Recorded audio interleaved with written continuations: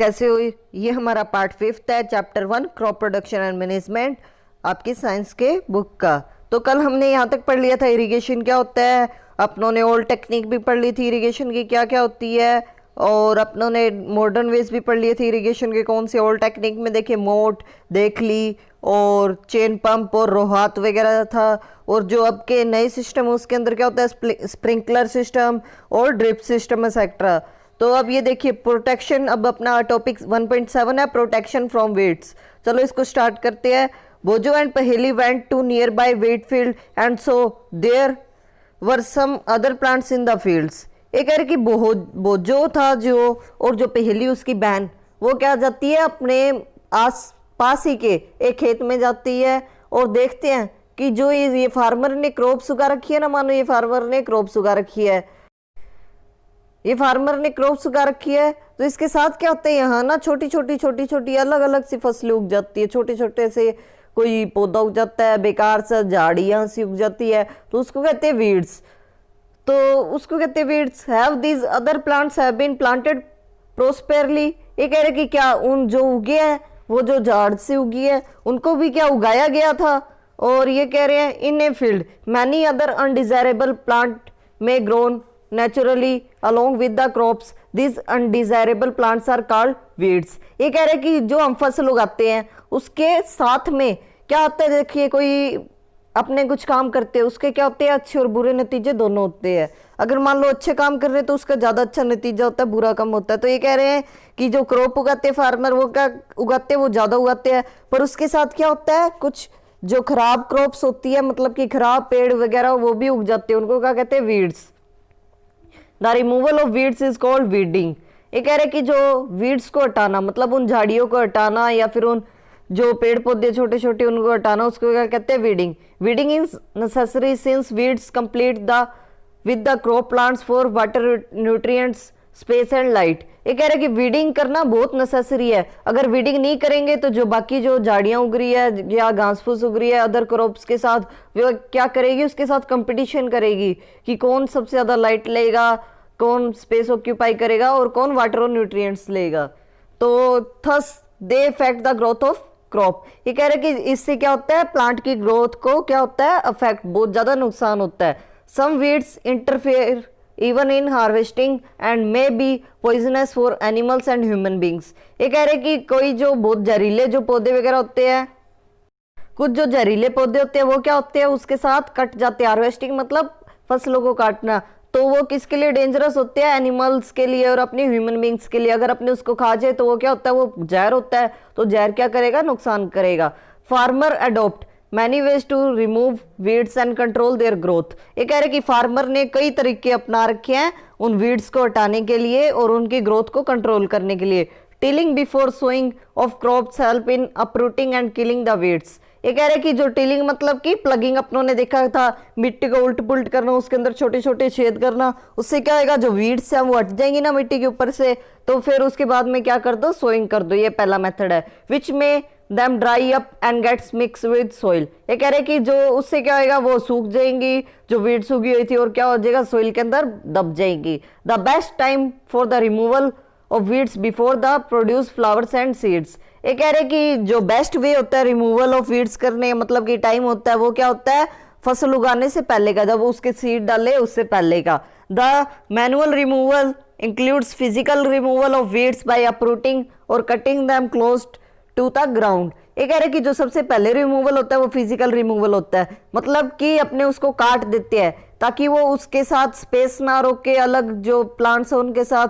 और ये क्या होता है इसके अंदर अपने कट कर देते हैं प्लांट जो वीड्स उगी होती है, फिर वो क्या होता है जो ग्राउंड तक ही दबी रहती है। और ये करना ही पड़ता है, मतलब कि टाइम टू टाइम करना पड़ता है। अगर टाइम टू टाइम नहीं करेंगे तो वो वापस उग जाएंगी। और ये किससे किया जाता है, खुरपी से किया जाता है। जैसे आप देखते हो जो फार्मर्स हैं या फिर जो उनके लेबर है वो क्या कर रहे होते हैं खेत के अंदर वो खुरपी से चला रहे होते हैं, तो उससे वो क्या करते हैं वीड्स को काटते हैं। A seed drill is also use to uproot weeds. ये कह रहे कि सीड ड्रिल होती है ना जो अपनों ने देखा था वो ट्रैक्टर के साथ लगी होती है, तो वो क्या करती है, ओहो सॉरी गाइस ठीक आ रही थी, सीड ड्रिल होती है तो वो क्या करती है जो सीड डाल रहे होते हैं उसके साथ कल्टीवेटर लगा होता है। कल्टीवेटर क्या करता है, जो सीड्स मतलब कि डालते जाता है और पीछे वो निशान से बनाते जाता है, तो उससे क्या होता है कि जो वीड्स होती हैं वो उखड़ती जाती है।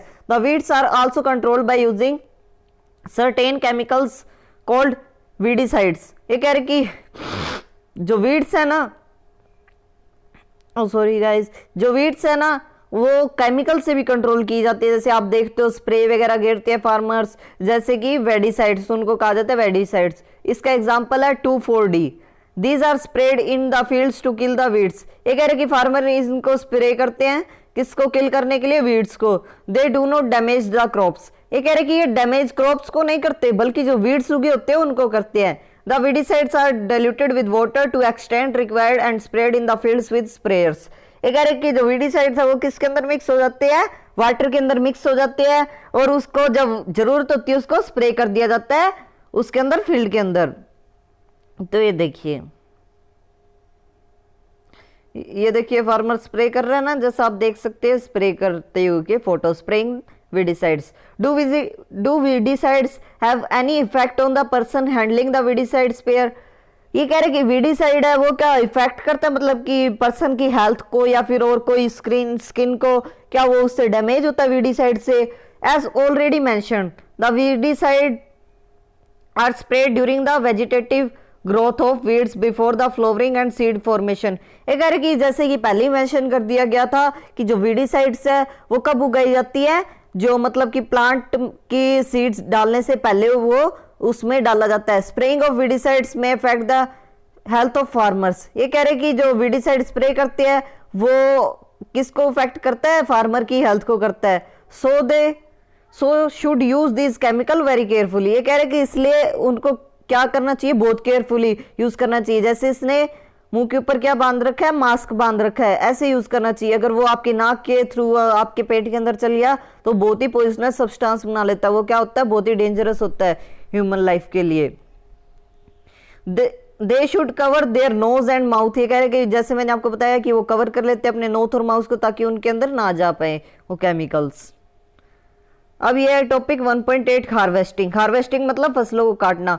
Harvesting of A crop is an important task. The cutting of crop after it is mature is called harvesting. ये कह रहे कि हार्वेस्टिंग बहुत ही इंपॉर्टेंट टास्क होता है, मतलब कि अगर अपने फसलों को हार्वेस्ट नहीं करेंगे तो वो बढ़ती रहेगी, अगर कई टाइम के बाद वो सूखा पड़ने लग जाएगी और क्या होएगा उसमें से जो फ्रूट होते हैं उनके वो पक के नीचे गिर जाएंगे। अगर अपने उसको हार्वेस्ट नहीं करेंगे तो अपने उससे इकोनॉमी मतलब कि अपने पैसे नहीं कमा पाएंगे। जैसे कि फार्मर क्या करते हैं, फसलों को हार्वेस्ट करके उसको बेच देते हैं।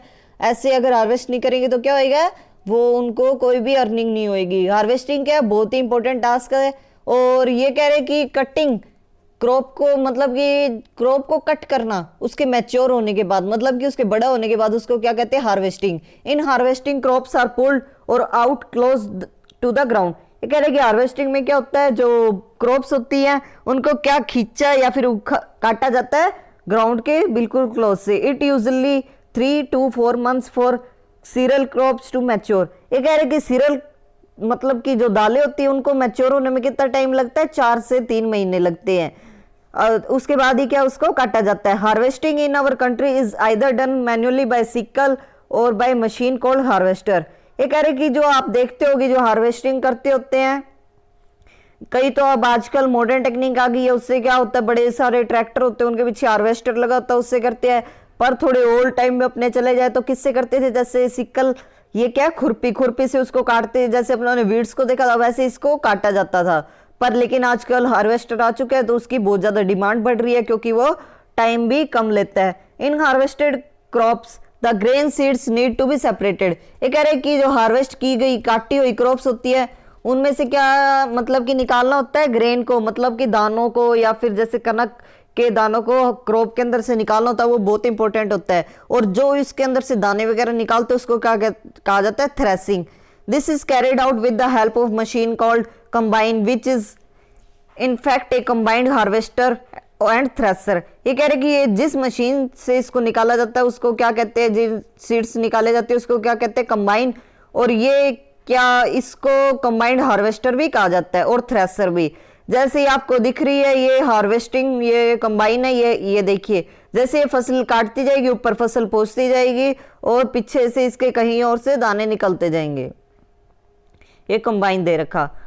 आफ्टर हार्वेस्टिंग, पहली पूछ रही after harvesting some time stubs are left in the fields. ये कह रहे कि स्टब्स क्या होते हैं, जो मतलब कि कई चीजें रह जाती हैं जो फील्ड्स के अंदर, which are burnt by farmers. ये कह रहे कि जो अच्छा ये कह रहे कि जो अपने ग्राउंड के क्लोज से काटते हैं तो उससे क्या होता है कि थोड़ी थोड़ी तो क्रॉप उगी रहती है, तो वो क्या करते हैं फार्मर हार्वेस्ट करने के बाद क्या करते हैं उसको जला देते हैं। Paheli is worried, she knows that case of pollution it may also catches fire and damage the crops lying in the field.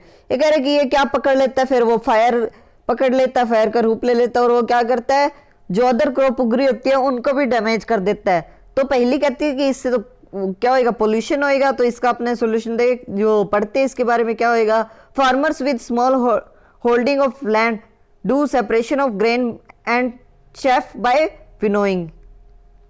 ये देखिए, हाँ ये कह रहे कि जिनके पास छोटा लैंड होता है फार्मर के पास, वो क्या करते हैं अपने ग्रेन को मतलब कि अनाज को सेपरेट करने के लिए वो किसका यूज करते हैं, विनोइंग का। ये देखिए पुराने जमाने की ये मशीन है, इसमें कम इलेक्ट्रिसिटी लगती है और ये कम जगह घेरती है, इसलिए वो यूज करते हैं। उनका छोटा खेत होता है, अगर वो ज्यादा अपने खेत के ऊपर पैसे लगाएंगे तो उनको वैसे ही नुकसान होगा, छोटी सी जगह में क्या पता ज्यादा उगे ना। You already have studied in the class 6th। ये कह रहे हैं कि ये क्लास 6th, हाँ ये कह रहे हैं कि ये आपने पहले पढ़ लिया अपनी क्लास 6th में। ये देखिए, हाँ चलो आज अपने हार्वेस्टिंग तक पढ़ ली है। तो अगर आपको ये वीडियो अच्छी लगी तो इसको लाइक और सब्सक्राइब करना मत भूलना। और मेरे बाकी के पार्ट्स मतलब कि अगर आपको ये पूरा चैप्टर पढ़ना है, आप इससे पहले का जितना भी हो चुका है, तो मेरे बाकी के पार्ट्स देखिए, पार्ट 1 2 3 4। तो ये आज पार्ट 5 था। अगर आपको ये वीडियो अच्छी लगे तो इसको लाइक और सब्सक्राइब करना मत भूलना। Okay, thanks guys.